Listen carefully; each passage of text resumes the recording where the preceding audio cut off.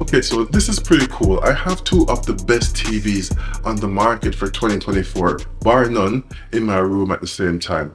The LG G4 with their MLA technology coming in at 83 inches, and over here we have the Samsung S95D coming in at 77 inches with their QD-OLED technology. So in this video, we're going to do some pretty in-depth comparison to help you see which one is best for you, which one performs better in a given circumstance. So we're going to test their bright room performance, we're going to test their dark room performance, their black levels, we're going to test the brightness, as well as just how they look overall. And to do that comparison, we'll be using the Panasonic UB820 Blu-ray player as the signal source. And to split the signal between both TVs so they can have the same signal at the exact same time, we'll be using the Trinop Altitude 16 processor, which is, of course, hilariously overkill. Now you can see here in my room, which is pretty bright now, I have all the SmartWing shades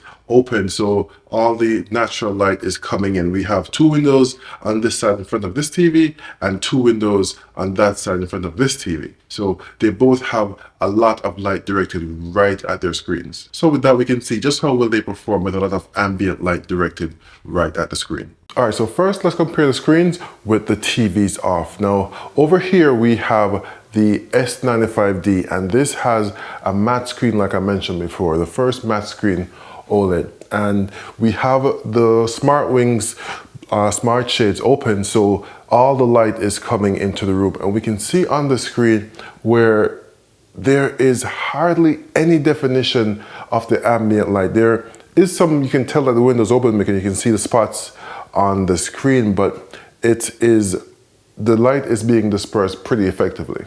Conversely, over here on the LG G4 with its glossy screen, we can see a very defined outline of the window. We can see even my reflection in the TV. So we can see a lot of the ambient light being reflected back at the viewer when looking at the G4 versus on the S95D, that light is being dispersed and not being sent back to the viewer. So on the S95D, the picture doesn't need to be as bright to compensate for any ambient light coming into your room.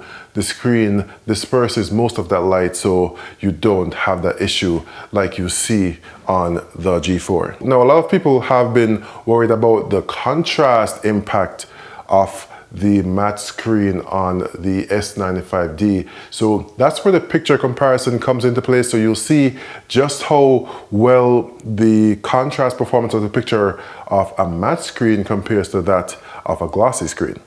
Both TVs have somewhat similar brightness levels, so it'll be a really good comparison. It's also important to note that the more off-axis you go on the S95D is the more defined those ambient light sources become. So as you go off-axis, you can make out more and more of the window in my room, for example. Just an interesting characteristic I noticed. Now we're going to compare the picture in a bright room like this, a room with some light control, so the SmartWings blinds will be down, so you will block out most of the ambient light, and also in complete darkness.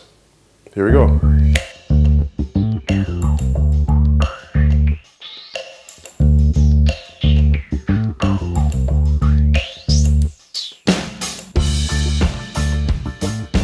So how does the matte screen on the S95D affect the overall color and contrast reproduction?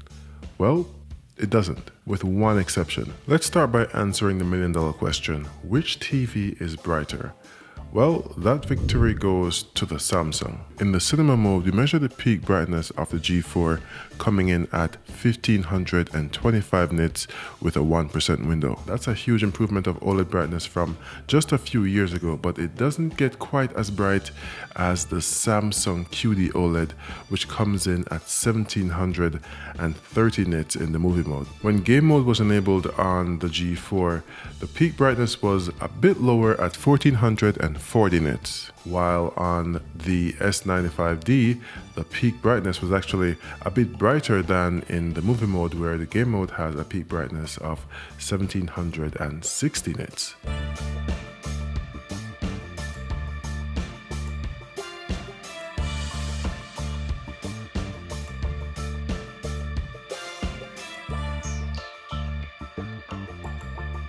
On the Samsung, what you gain in peak brightness, you lose in picture accuracy, where the average delta E was measured at 20.3.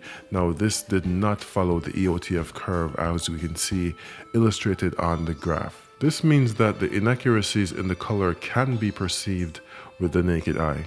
While on the LG, the average delta E was measured at 2, which is below the perceptible threshold. These are both out-of-the-box settings, so it's great that the LG is that accurate. The Samsung was measured in the movie mode, while the LG was measured in the cinema mode. When looking at the actual TVs compared to each other without the numbers, we can see that the Samsung is indeed brighter than the LG, where on a scene-by-scene basis, the average picture level is brighter and the specular highlights are also just a bit brighter as well. Based on the EOTF curve we saw also, we can conclude that Samsung does indeed prefer to boost the color brightness of the image on screen of the QD-OLED. So while the picture may look punchy and pleasing to some, it's not entirely accurate, at least not in the movie mode.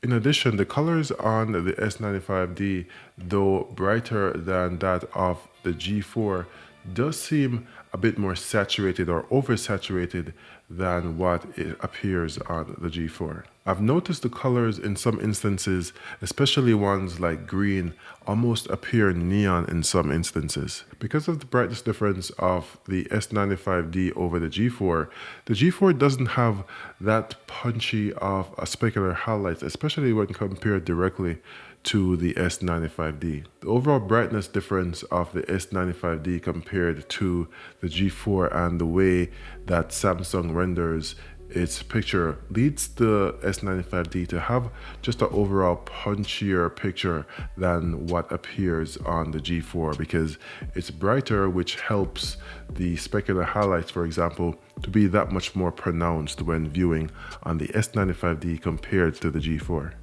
That said, if you prefer a more accurate picture, then the filmmaker mode would be the option for you. I like comparing the non-filmmaker movie modes because it gives us the idea of how manufacturers would like images and movies to be rendered on their TV. In essence, their signature look. LG goes with a picture profile that's more accurate and muted, more in line with the creator's intent, while Samsung goes for a more punchy, in-your-face rendition that's not entirely accurate. That's how they perform in a completely dark room. Let's see how they perform at daytime in a light-controlled room with the blinds closed. With the blinds down, the TVs perform pretty similarly to a completely black room. There's some sliver of light coming through the edges of the blinds, but it's not enough to really affect the performance of the TVs in any meaningful manner. So let's move on to a bright room with the blinds completely open.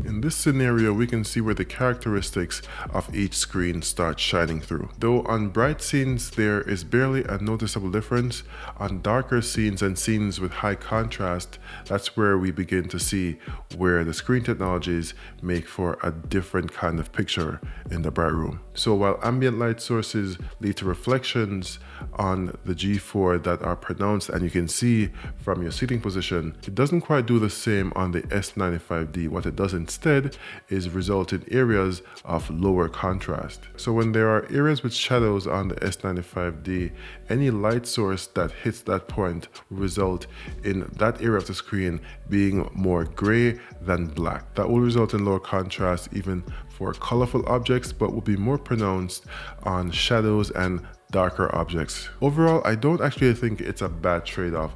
I think I prefer that to the glare and reflections of items on a glossy screen.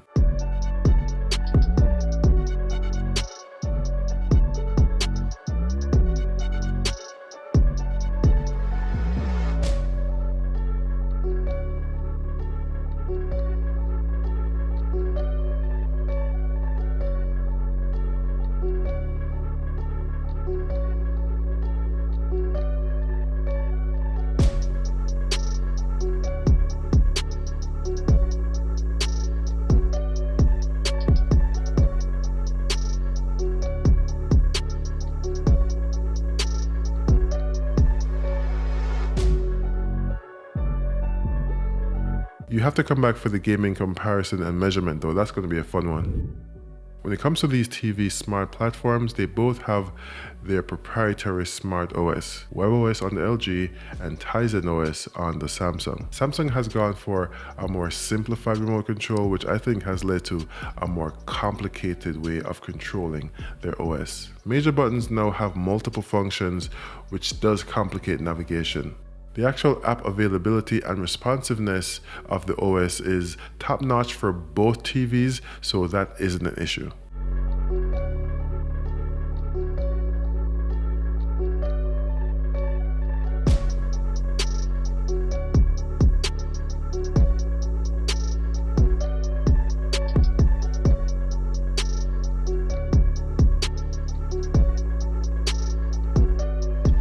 On the LG, it's a full-size remote with individual buttons for major functions and their magic cursor to help with navigation. Overall, I do prefer LG's OS navigation and means of controlling said OS a bit more, but I think Samsung does do better in the overall aesthetics and the look of their app store. It just looks cleaner and navigation is smoother.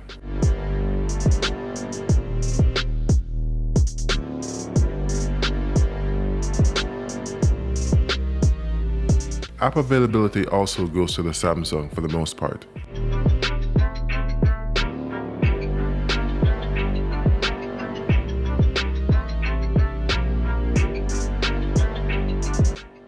So I hope you're getting a good understanding so far of how these TVs and their picture characteristics would be beneficial to you and your space. And if you're in the market for these or any of the other high-end audio video components that you see me cover on this channel, then make sure to visit our friends at Value Electronics because they have great shipping, a wide selection, and awesome prices. And they're a family business with the customer service to match, so please support them because they support us to make these videos. Another test that I thought was pretty important was the image retention test. And normally I do this on the full review of the TVs, but I think that comparing these TVs side by side in that specific instance would be beneficial to those watching this video as well. And what the test consists of is a bright rectangle that then switches to a full field gray screen and see how long the TV retains the image of that bright rectangle. The LG was able to remove all traces of the image retention